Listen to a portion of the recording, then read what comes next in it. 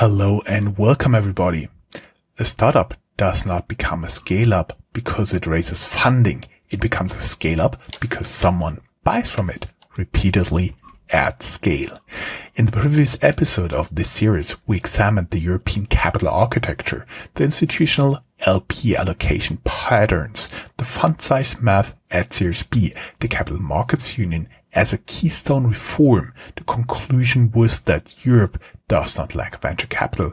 It lacks the architecture to move that capital from innovation to scale. That analysis was necessary. It is not sufficient because even if European founders had access to deep, patient, long-duration growth capital tomorrow, if the mega fund gap closed overnight, if pension allocation tripled, if the capital markets union became operational, European startups would still face a second structural problem.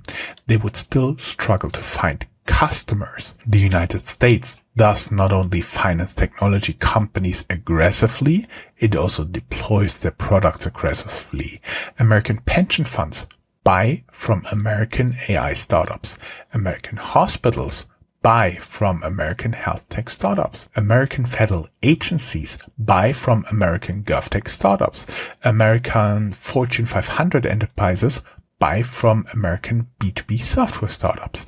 In Europe, that deployment cycle runs differently, slower, more cautious, more fragmented across member states, more risk-averse at an institutional level.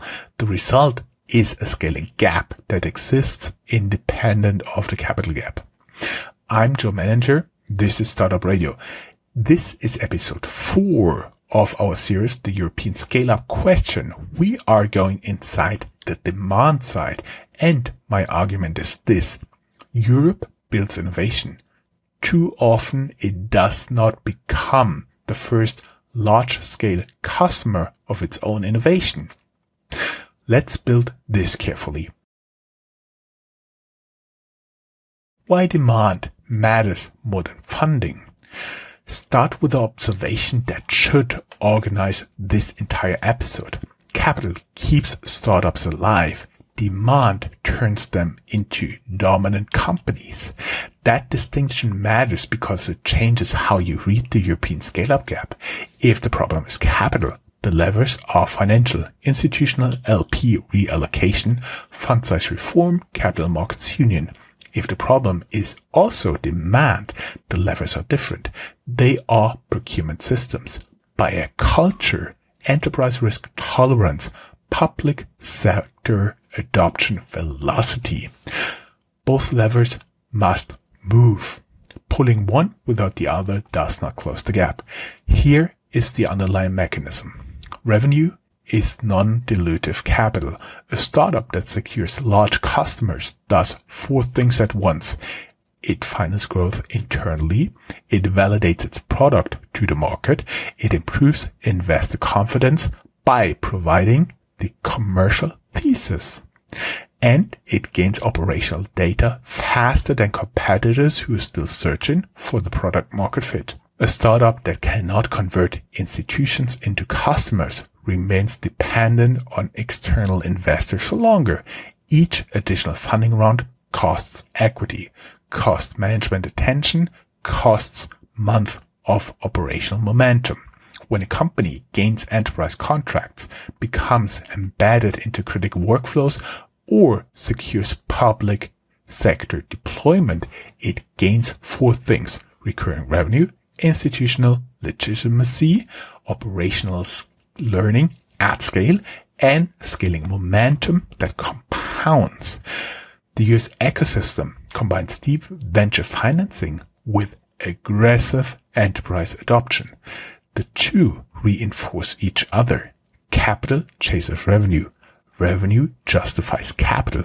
The cycle accelerates. Europe often separates the two. There is venture capital. There are startups. There are corporates.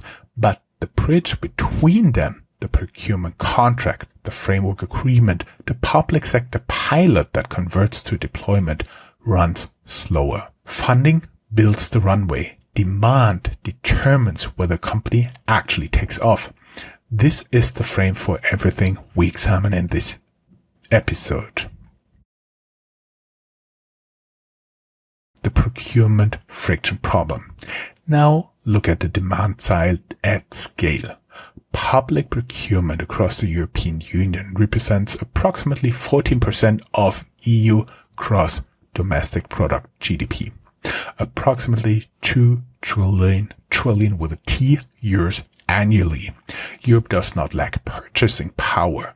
The question is whether enough of that purchasing power functions as a launch market for innovative companies. The answer is not nearly enough. The public procurement systems in Europe remain fragmented, highly procedural, compliance heavy, and risk minimizing. Each member state operates its own framework. Each ministry within a member state operates its own procurement rules. Large incumbents are often favored because they reduce perceived procurement risk. They already satisfy framework requirements. They possess compliance infrastructure built over decades. They have institutional trust embedded across multiple buying cycles. Young companies struggle to become first vendors. They struggle to become infrastructure providers. They struggle to become strategic suppliers. That matters especially in 5 sectors where the next decade of competitive advantage will be decided: AI, cybersecurity, GovTech, healthcare, and infrastructure software. These are the sectors where the first large-scale customers often shape standards, ecosystems, and eventual platform dominance. In our conversation with Anna Christmann, Germany's former digital commissioner, she walked us through Germany's 10-point startup strategy. Point 7 of that strategy is titled, quote, Mobilize Startup Competencies for Public Contracts. This is the right framing. The execution is actually a bit harder. European public procurement reform has been discussed at the Commission level in the letter report in OECD analysis for over a decade. Progress is real but slow. The structural incentive to favor incumbents driven by procurement officials' rational personal risk management does not respond quickly to top-down policy. The result is what I want to give a name. Europe often finances innovation experimentally while purchasing infrastructure conservatively. That asymmetry is structurally costly. The enterprise procurement layer reinforces the same pattern. Large European enterprises move more cautiously than many comparable US firms. They integrate new vendors more slowly. They favor multi-year framework agreements with established suppliers. They allocate longer evaluation periods. They demand more compliance certification. European startups, as a result, scale revenue more slowly. They gather deployment data more slowly. They improve their products more slowly. They compound operational learning more slowly. This is what I will call the deployment velocity gap. The first scaling bottleneck is often not capital, it's procurement velocity. That phrase is uncomfortable for founders to hear. They want the problem to be the round size, the term sheet, the investor pipeline, because those are problems they can attack directly. Procurement velocity is much harder to attack. It sits inside institutions they do not control, but it is the binding constraint more often than capital constraint, especially at the moment a company tries to transition from product market fit to scale. The AI infrastructure risk. There's a sector where the deployment problem becomes existential, not just inconvenient, existential. That sector is AI. AI systems do not improve through invention alone. They improve through deployment, through usage scale, through workflow integration, through operational feedback loops, through compute accumulation tied to real-world data. In traditional software, delayed procurement means delayed revenue. The pain is financial. The company survives even if it grows more slowly. In AI, delayed procurement also means delayed learning, delayed data accumulation, slower model improvement. The pain becomes compounding. This changes the strategic calculus entirely. The regions that deploy AI systems fastest, integrate them most deeply, and become the earliest large-scale buyers will do three things.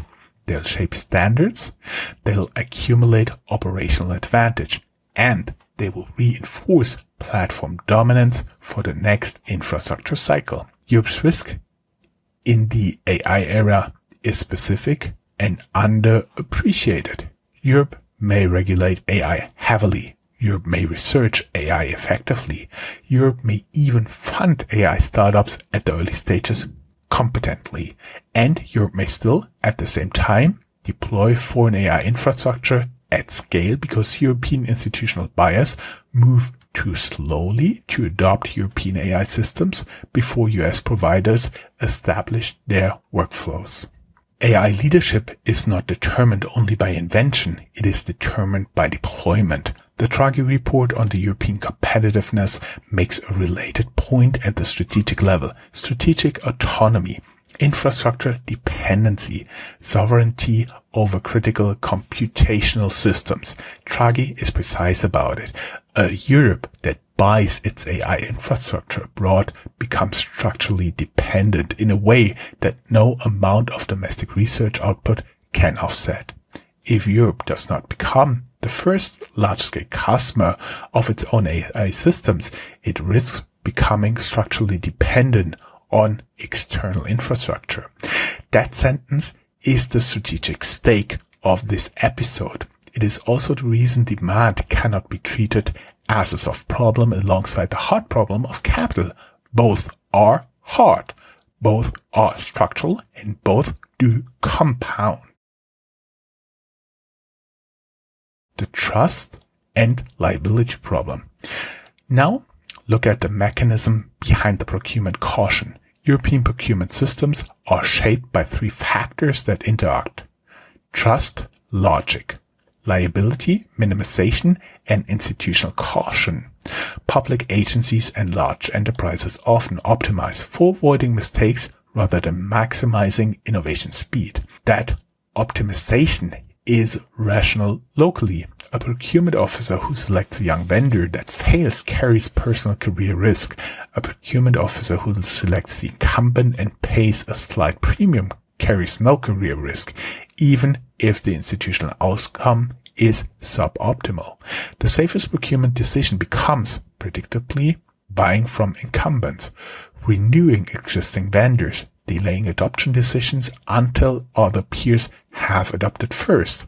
This behavior is rational at the individual level. Systematically, it slows scaling, weakens domestic demand, and advantages large incumbent platforms. There's a name for this dynamic that I want to introduce: the incumbent premium. Large established vendors benefit not only from scale, brand, and capital depth, they often benefit from institutional trust inertia. Buyers default to them because the cost of defaulting is zero. The cost of switching to a young vendor is unknown and pretty personal. That premium is invisible in pricing data. It does not appear as a line item, but it is one of the most consequential dynamics in European B2C and B2G, meaning business to government, markets. Europe's procurement systems are often optimized to avoid failure, not accelerate adoption. For founders, this has a direct operational implication. The sales cycle into European institutional buyers is not just longer, it is structurally harder to compress. Speed is not a feature buyers reward in this context. Certainty is the feature buyers reward, and certainty, by definition, occurs to incumbents. The reform agenda at EU level, at national level, in published procurement strategies is aware of this. We have to say that. The fixes are known: strategic procurement frameworks, innovation partnerships, pre-commercial procurement set aside thresholds for SMEs and startups. These tools exist on paper. Their operational deployment remains uneven across member states. Germany as a case study. Germany illustrates the broader European contradiction clearly, as it did in the architecture analysis. Germany has strong industrial bias, world-class manufacturing companies, deep engineering expertise, strong Mittelstand demand for B2B software automation and process integration. The buying potential is enormous, but enterprise adoption cycles remain cautious, compliance heavy, integration intensive. The procurement process at a mid-sized industrial Mittelstand company often involves 6 to 11-month evaluation cycles, multi-stakeholder committees, mandatory security and data residency certification, and reference customers of comparable size and sector. This cycle is rational from the buyer's perspective. It is brutal for young startup trying to compress sales velocity. The procurement culture in Mittelstand companies, which we examined in our analysis of Germany's hidden champions, is relationship-driven and consensus-based. Sales cycles of 6 to 12 months are standard.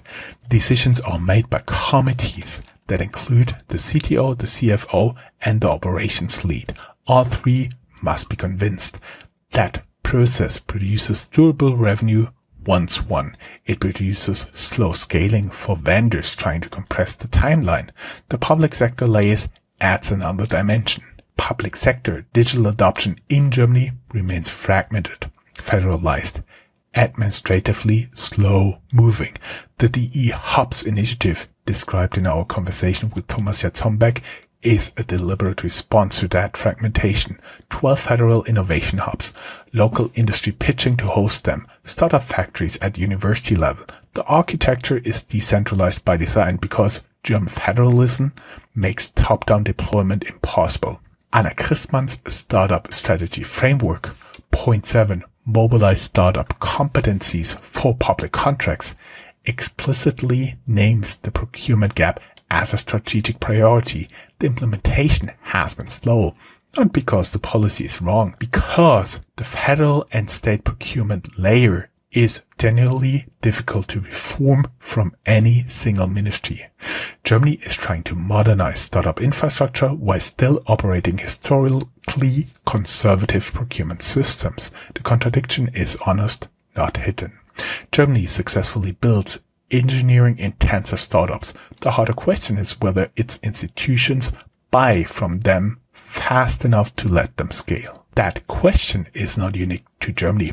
France faces a version of it through its public procurement preferences for national champions. The Nordics face it through their sustainability and regulatory filters. The Netherlands faces it through its conservative enterprise adoption cycles. The pattern is structural across the European continent.